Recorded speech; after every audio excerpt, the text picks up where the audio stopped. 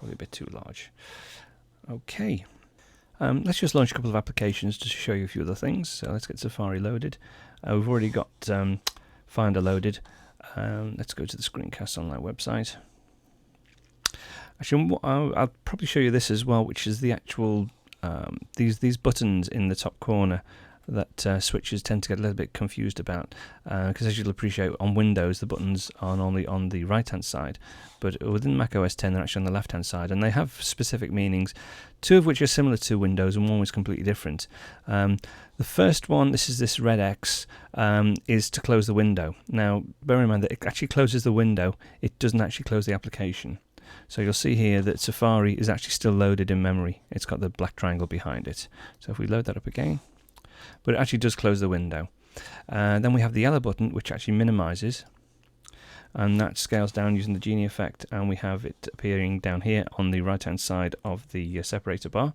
And what you'll notice as well is that the actual minimized icons are true representatives of what's actually contained within the screen.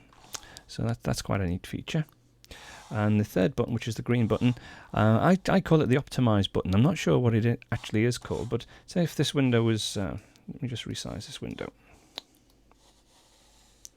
If I press the green button, it actually reformats the window to make it the optimum size for the content and also for the size of the screen that you're working on. So that's quite a neat feature, really.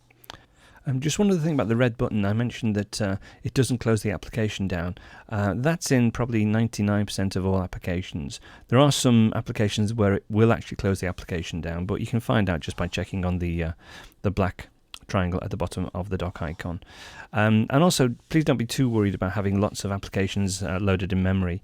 OS X is very memory efficient, so as long as you've got at least 512 meg of RAM, you'll find that it'll cope probably with more applications loaded at any one time than Windows will do normally. So don't worry about too much having applications loaded in memory at any one time.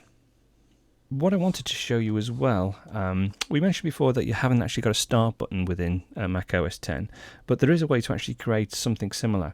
What you need to do is if you go to Finder, and then if you go to your Applications folder, not the one that's in the lower pane, but the one that's actually off at the top level on your hard disk, if you just click on that and drag and drop it down to the right hand side of the separator bar, it must be the right hand side, not the left hand side, because you'll see the icons don't actually open up for it, but on the right hand side, and then just drop it in, you have what's in effect a new start button.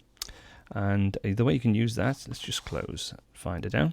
You can either right click on it, and what will happen is you'll get a scrolling window of all your applications, so you can scroll up and down, pick whichever application that you want, or you can left click and it will open the Finder, at your Applications folder, and you can just click the application that you want. And I found that to be quite a neat feature when I first started off.